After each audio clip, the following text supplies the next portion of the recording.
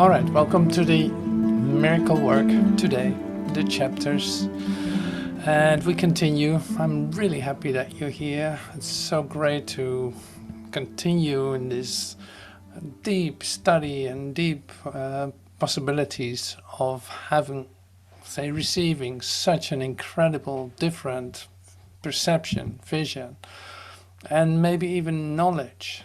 And this is the part that we talk about today. It's like perception versus knowledge. And this is also very interesting. So you see the basics, the fundamentals that we share in this miracle work are really about essential stuff that you need to know how it works. And you need to know it in the sense of, then you discover what is actually going on. And that makes it so much easier. And you get to know, the possibilities that are there that you might not even thought about. And that is, so it really is opening up the possibilities for yourself in your consciousness. And that's why I loved these chapters, especially the first 7, which are so basic in, okay, so this is how it actually works. So look at this, look at this, look at this. You thought it was this, and now you see there's this possible. And there's more experiences possible than you could possibly imagine. And there's a different way of looking at everything.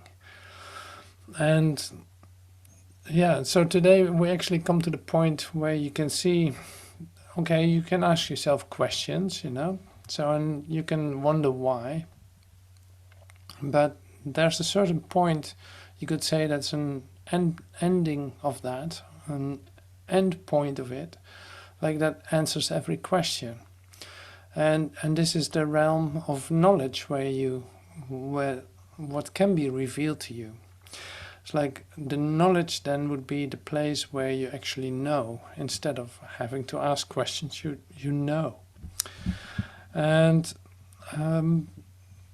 so most of the time we think we know, and then you start questioning it. It's like, I'm not sure if I know that, really know that. So yeah, I have ideas about it, but I still don't know why this and this and this. Well, that's not knowledge. Like, knowledge would not ask any questions, it just knows. And this knowing is revealed, it is not attained. So with perception, we can train, we can make it better. Like, okay, I'm used to looking at it like this, but there must be another way of looking at it. So here's the alternative, a miracle, for instance. Here's an alternative. Now I see my oneness with my brother and my oneness with God as say the main thing that's occurring in this situation. So that is still like perception, that's still looking at things in a certain way. So it can still change, in other words. It is not knowledge.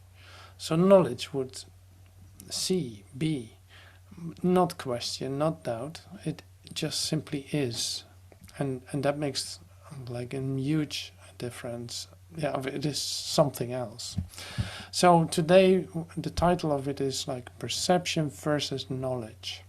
And we use all kinds of references. So the miracle will come by, the way that you perceive with your senses, the alternative to that, but also how do you come into this realm of knowledge? Because see, that would save so much time if you just get to the point where you actually know. Right? That would be great. So the other references that we use today are some fundamental, say, different ways of looking at what was written in the Bible. So there are just a very few expressions, but I like to say implement them always in our meetings because of all the biblical references that are, say, shared in the Urtext of A Course in Miracles. Like, every little part is related to a biblical expression. And but the biblical expression has a certain origin and has a certain translation. Well, in the Urtext there's a lot of correction of that too, because we're actually listening to Jesus, and Jesus of Nazareth, who was actually expressing this and say visiting us from out of time, directly from the realm of knowledge, seeing what is going on with human perception. It's like he knows what he's talking about. And of course it represents your Christ mind. So bringing that closer to yourself, it has everything to do with you. Yeah, so that's a bit of the program today. And I prepared this. I made some visuals for it that I like to use in this, just to keep my own mind or my own talk a bit structured, so it's easier to stay in the clarity of it all. The title of this is Perception versus Knowledge, and we just start going through this. It is like reading the section, so this is section E, I think, of chapter 3, and perception versus knowledge. So to know is to be certain, right? If you know something, it's just what it is, that's it. Uncertainty merely means that you don't know. Okay. You cannot know a little bit. Like it's one of those things again. Like it's a total expression. To know is to be certain, it just is that. And nothing else, and it will not change. Uncertainty merely means that you don't know. So that's good to know. Knowledge, see, I already used the word know. Knowledge is power because it is certain. And certainty is strength. And this you can feel almost. It's like to know is to be certain. You can actually feel that. It's like there's a power connected to it, like perceiving something to, is wavering. It's like it's changing. It can change. Oh, I see it now this time and this way, and I see it next time I see it the other way around. It's like that's not certainty, but to know is of a whole different level. Knowledge is power because it is certain, and certainty is strength. Perception is temporary, like it can change. It is an attribute of the space-time belief and therefore subject to fear or love. Okay, so here we go. The basics. Misperception produces fear, right? If you didn't see it right, it causes fear. It brings you in the sphere of fear. The atmosphere of fear. And true perception produces love. If you see it right, you don't distantiate from it. You don't, you just want to unite with it. You will not differ from it. You will not separate from it. It's like, no, it produces love. Neither produces certainty because all perception varies. That's why it's not knowledge. So true perception is the basis for knowledge, but knowing is the affirmation of truth. I love that too. So true perception is the basis for knowledge, but knowing is the affirmation of truth. Now, this seems to be a little bit abstract, but I can help you out here in a certain sense. Because we're talking here about experience. So you say true perception, it says here too. True perception is the basis of knowing, of knowledge. It's the basis. It brings you in that direction. You could say, like, if you see this on in a vertical way of you entering into your meditation, letting go of your thoughts, experiencing some release of things you held on to, and now you let it go. You feel like, oh yeah, why hold on to that? So you sink deeper into your silence, into your peace, into your stillness, and you go even deeper than that. So it's like you allow yourself not to be afraid of the love that is given, of the silence, of the stillness, and let it be overwhelming. Entering deeper and deeper into, say, in what would be like a beautiful state of not even receptiveness anymore, but really entering into something else. So here, you could say in the realm of soul, and in the direct communication with God, like in the realm of soul, in that you see that perception dissolves. It's like in that you see that perception is, say, dissipating, and suddenly you come to the realization, like it's literally like a revelation. And of course I cannot explain it, I just use words to express it, but I'm speaking from my own experience here. Suddenly you come to the point where you recognize that you know. Like, that is given. It is revealed to you. It's given. It was not an accomplishment. It was not something you worked at or worked for. No, it is given. It is revealed to you. And it is a total certainty. Suddenly it's like, I know the answer to all the questions. I don't need to answer any questions anymore.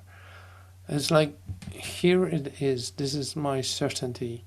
This is my knowing. This is knowing. I'm actually like I'm actually having this revealed to me. Now I know. See, and that's a moment that happens. That happens to you. But like I said, it is based on an experience. You go. First, it is experience. You release yourself into your stillness, go deeper and deeper into it, and feeling all the love and all that, what is real, not being afraid to let yourself be completely overwhelmed by it. And suddenly there is a knowing that comes in that is just revealed to you, just like that. So this is about the closest I can share it with you, because revelations are, say, personal. They cannot be shared. So it doesn't make sense to share about it, but I thought I'm giving it a try. All right, so continuing with this, I would love to say, take away the idea that it's abstract or far away from you. It's not. It's so close to you, but it is like the best kept secret to yourself, and it's right here. See, words are really not what the truth is, isn't it? But they can point in the direction, sure. So all of your difficulties, okay, so this is also practical what we're sharing. All of your difficulties ultimately stem from the fact that you do not recognize or know yourself, each other, or God. This is where all the trouble starts, so to speak. All of your difficulties ultimately stem from the fact that you do not recognize or know yourselves, each other, or God. To recognize, like recognize, means know again. Know again. So it's not anymore a question. It's knowing again. You do not recognize or know yourselves. Once you, like, that's why we use this expression a lot. Like, this is a recognition more than anything else. It's a recognition. So you recognize it. Suddenly you feel at home in it. You recognize it to be yourself or from yourself. To recognize means know again. So can you lose knowledge? No. Can you lose the awareness of knowledge? Sure.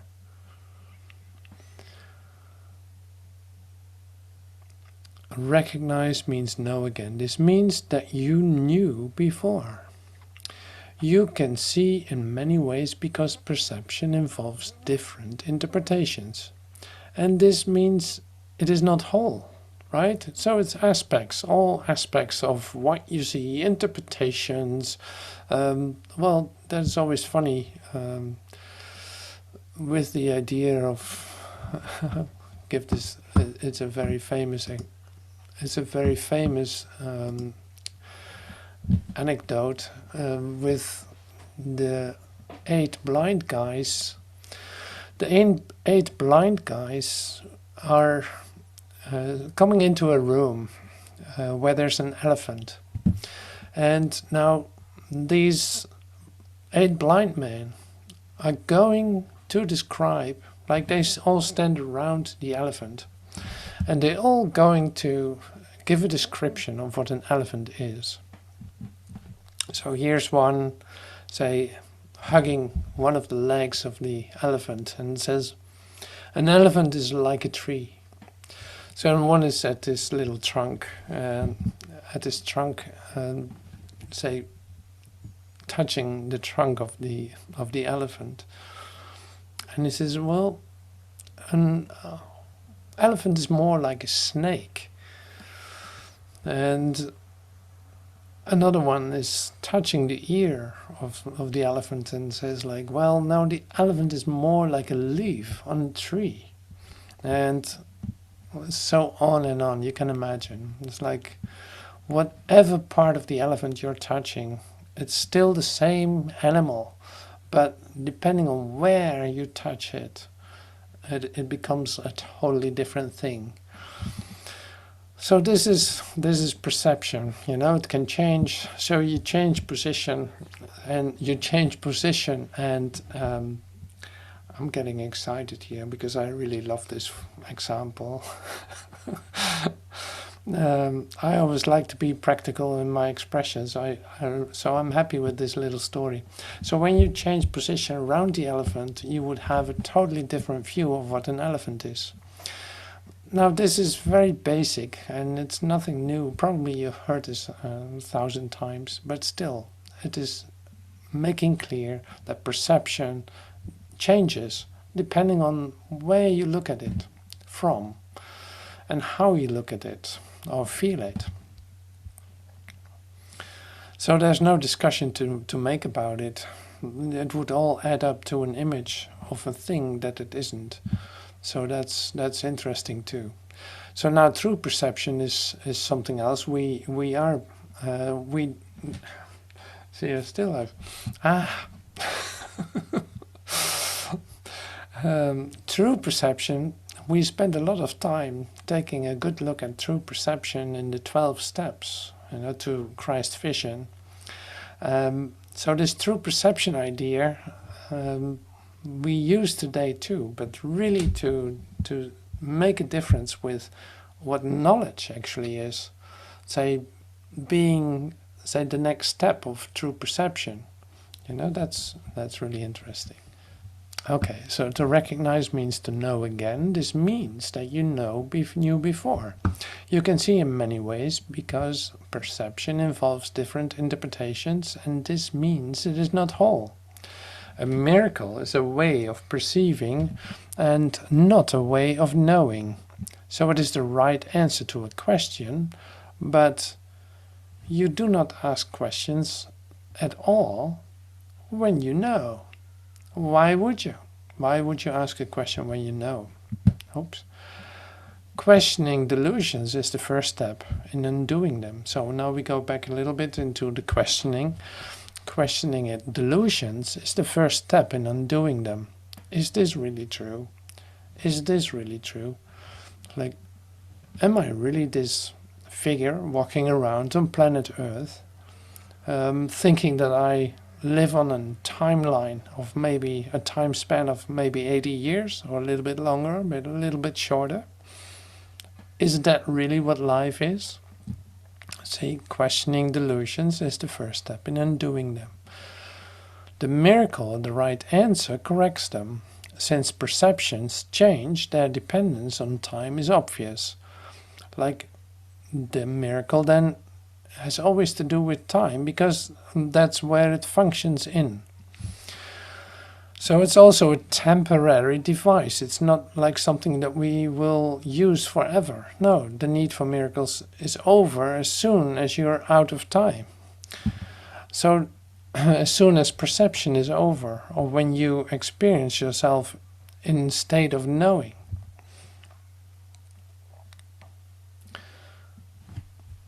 Okay, so we continue.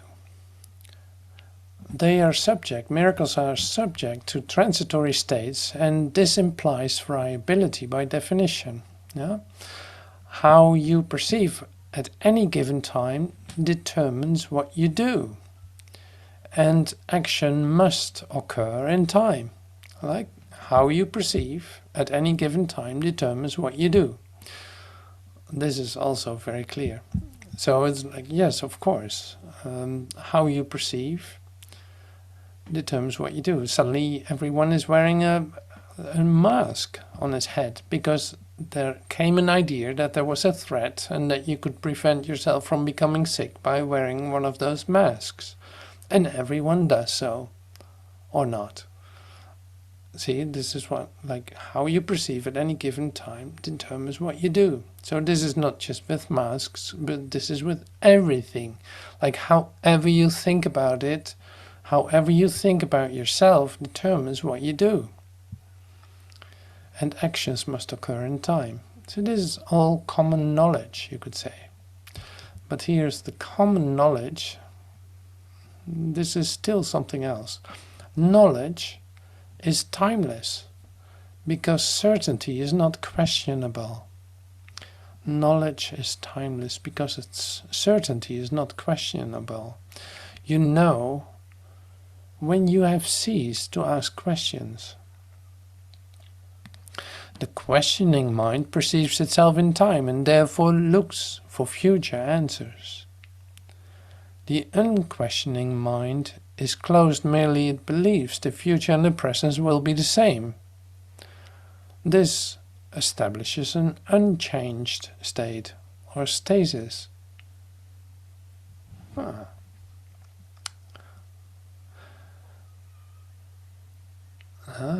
This is usually an attempt to counteract an underlying fear that the future will be worse than the present. Oh, wait a minute, now I know what this is about. So you have a questioning mind that asks all kinds of questions, like, what is going on? Let me step out of this. So you have the unquestioning mind and the questioning mind. Two kinds of minds. Like, one wants to know everything about this. Tell me more about this. Tell me more. I want to know how this is. What does that mean? And why? And then there's the unquestioning mind, keeping everything like, oh, let's not talk about that. Let's not talk about that. Because actually it is afraid to find out that there is a future even worse than the one that you have in mind as your past reference. So you're not asking any questions at all and keep everything quiet and seem as if there's nothing going on that can change your status quo, almost like your state of keeping it all together. Let nothing happen. And you can do that for a while, but it will not last either. So it's still a temporary state, even though you might hold on to it with all of your capacity. That's not knowledge. Like, that's not certainty and knowledge, because certainty or knowledge doesn't have to ask any questions. Like, it is certainty itself. It is that. So it doesn't need to question. Not that it doesn't want to, or that it tries not to, or but it has no need for that any longer. this is usually an attempt to counteract an underlying fear that the future will be worse than the present, and this fear inhabits the tendency to question at all. Okay, so now here we go to some other. The spiritual eye is symbolic, and therefore not a device for knowing. It is, however, a means of right perception, which brings it into the proper domain of the miracle, but not of revelation. Properly speaking, a vision of God is a miracle rather than a revelation. So now we know exactly how that is too. It's like, okay, a vision of God is a miracle rather than a revelation. It's still a vision. It has still to do with perception, you could say. So it's, the fact that perception is involved at all removes the experience from the realm of knowledge. That is why these visions do not last. So you can have a vision of God and you can live with that for a moment, and it can make you very, say, happy and comforted. But that will not last, because it's still, say, based on perception. It is still a vision instead of the real stuff, you could say, instead of the real certainty, strength, power that comes with knowledge. Okay, so here the Bible instructs you to know thyself or be certain. Certainty is always of God. When you love someone, you have perceived him as he is, and this makes it possible for you to know him. But it is not until you recognize him that you know him. Only when you're able to stop asking questions about him. Wow, that's an interesting expression. When you love someone, you have perceived him as he is, and this makes it possible for you to know him. But it is not until you recognize him that you know him. Only then are you able to stop asking questions about him. While you ask questions about God, you are clearly implying that you do not know him. Wow. Yeah, that makes sense. So this is a bit what I shared with the say, taking you out of the abstraction of the idea of knowledge. So that's why I refer to it as an almost like as in the meditation. You know, it's like you in the meditation you let go of your ideas about it, about yourself, about everything. You let go of your concerns. You release whatever needs to be released to enter into a deeper layer of yourself, of silence and of stillness, and feeling the love, letting yourself be overwhelmed by the love for God, feeling yourself be overwhelmed by it. So this was what I shared. Suddenly there's literally like a revelation of knowledge, of knowing given to you. Now you see, it's like that takes away the questions, that takes away every kind of doubt that you could possibly have about it. And in the light of the expressions of that. So, but it's not until you, it is not until you recognize him that you know him. Only then you are able to stop asking questions about him. So it's like you come to this overwhelming love. You have this revealed to you as knowledge. You're like suddenly you know. It's a revelation, like an intense feeling of love of you with your Creator, of God, direct communication, you could say, and that takes away all the questions that you could possibly have about God. So you enter into a certainty about that. And this really you cannot lose. And so you recognize that in yourself. Now this recognition happens when you allow that. And so why am I saying this way? Just because it's so accessible to you. You know, it's so accessible. It is just that you have to see that it works this way. It's like it's a deep spiritual teaching here, or a deep spiritual guidance that you receive by letting yourself be open to have this be revealed to you, to take time to sink into your stillness, to take time to say let yourself be overwhelmed and open yourself up for the love of God, seeing that that's not even the end of it. No, it's just the beginning. It's something is occurring, and you start to feel, it becomes like a revelation of certainty that you get. So what I mean to say is it's present, it's accessible, it's there for you. So it's not really where we are gearing at with the Course in Miracles, because now we use a lot of the time that we have, since we find ourselves in time, we use the miracle more than this.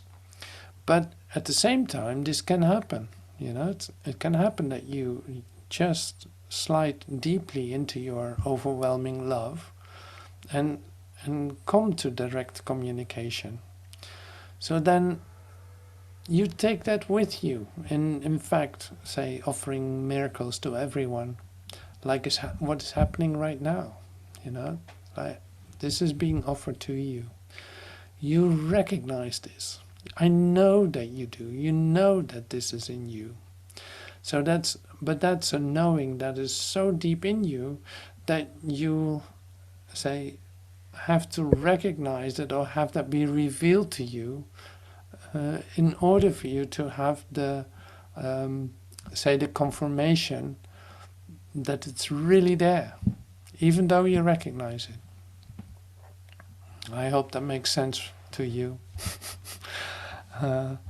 I'll keep trying, don't worry. So here's the thing too, and this is something else too. So if you are a real doer, this is difficult, you know, because it's like certainty does not require action. Wow. So you can be very busy in trying to understand and trying to recognize it and trying to become more certain, or who knows what. While certainty does not require action. So it is going to be revealed to you. So it is not even your accomplishment in that sense. It's not an achievement. It is a revelation. Perception, miracles, and doing are closely related. So miracles, perception, and doing are closely related. So there's a doing related. Yeah, there's a doing connected to it. Knowledge is a result of revelation and induces only thought, thinking. Perception involves the body, even in its most spiritualized form. Knowledge comes from the altar within and is timeless because it is certain. Ah, that's so beautiful. So perception involves the body, even in its most spiritualized form. Knowledge comes from the altar within and is timeless because it is certain. To perceive the truth is not the same as knowing it. Right perception is necessary before God can communicate directly to his own altars, which he has established in his sons. There he can communicate his certainty, and his knowledge will bring the peace without question. Wow, so that's a lot, but it's beautiful.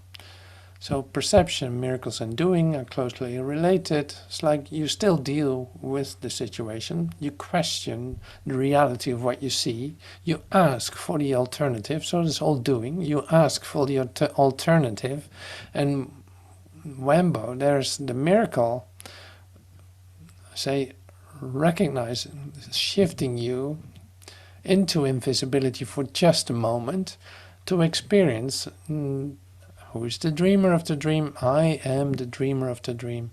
This is a dream, and it's related, my recognition, like my experience of the miracle is my so-called like blessing in the moment to see that there's an alternative, that literally is a creative moment in which an alternative is being presented to me, say, besides or beyond, I could better say, beyond what I already know to be truth.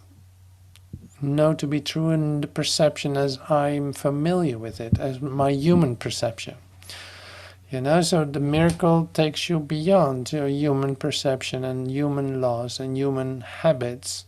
So there's an alternative. It creates a situation that actually is a real moment for you. So that's good to know. Perception involves the body even when it's in its most spiritualized form. Knowledge comes from the altar within, and it's timeless because it is certain. See, and this was the altar within that I described in meditative terms. You know, the deep place inside yourself where that can be revealed, where you come into your revelatory being.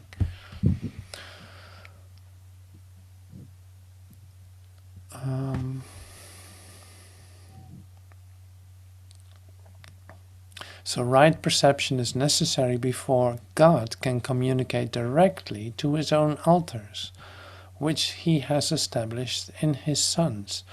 So that's why we say put so much emphasis on this course in miracles. Like, you see how important right perception is. It needs to be just right, so to speak. Otherwise, it will not happen. You will not be, say, directly communicating with God. You will miss that because you don't know the place where you can actually receive that. But with the right perception, you will get there. Like true perception is, we read this in the beginning, like true perception is actually, say, the preparation or the basis for knowledge. Okay, I think I got, here's some biblical references that I was talking about. I wasn't sure if I could get to this, but I'm going fast today.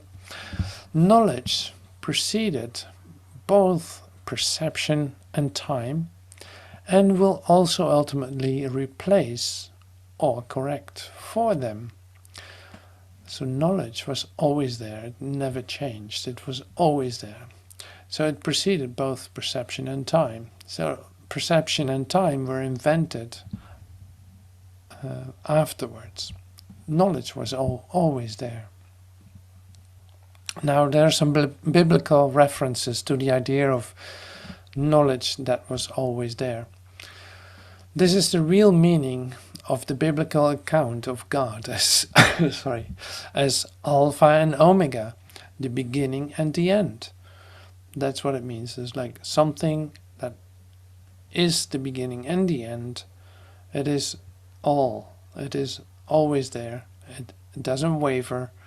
It is what it is. It also explains the quotation, "Before Abram was, I am." Yeah, it's like this has always been there. This is I am.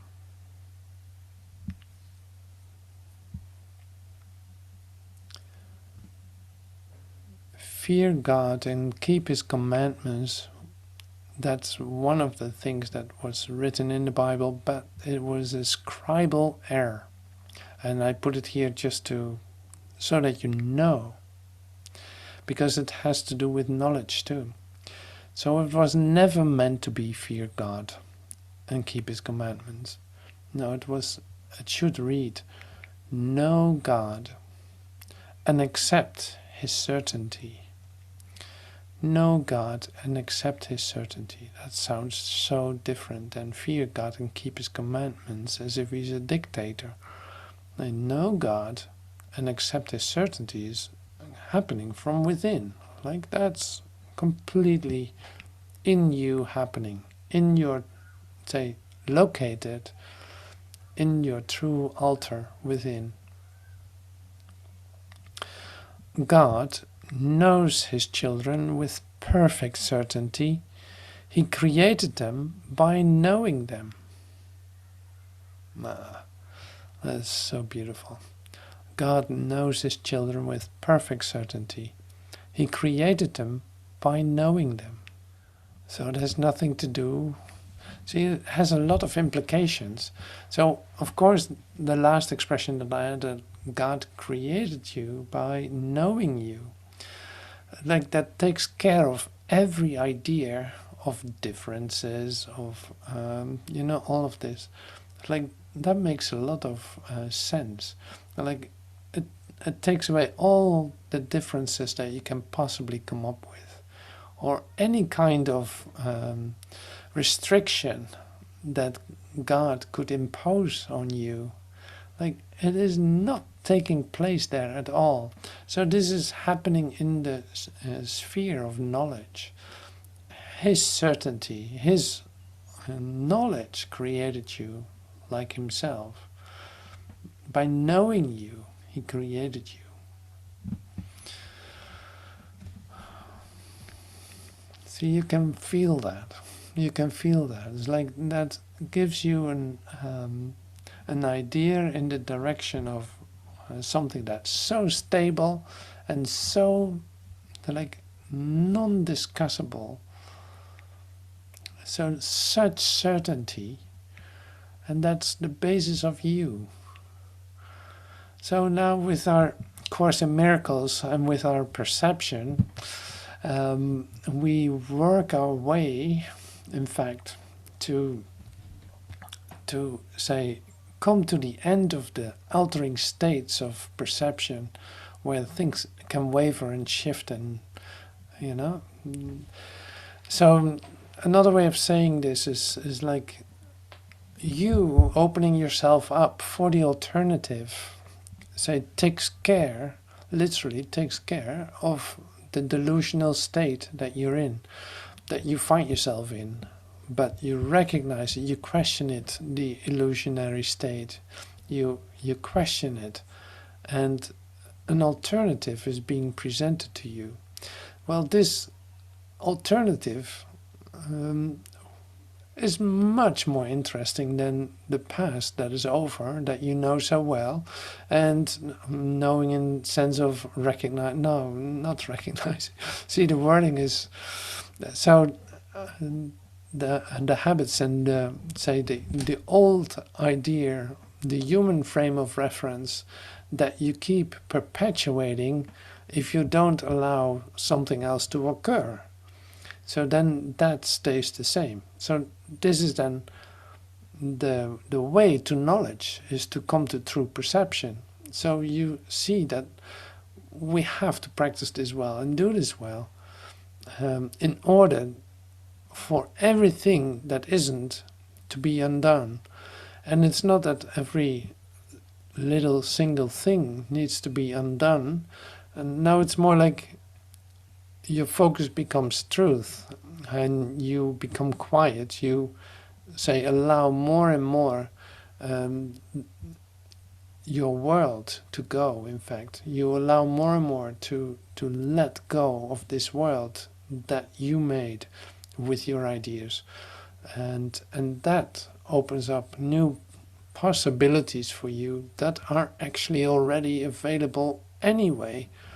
But now you start to recognize it, and you start to, say, release the fear of experiencing the alternative in a more and more complete way. So in such a complete way that suddenly you have something revealed to you as a deep communication with your creator, and that will like do it for you. That will take away all the questions. So that certainty you take with you, like, yeah, what to say about that?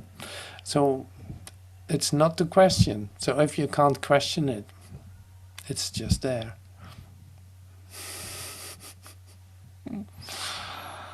Yeah. Any questions?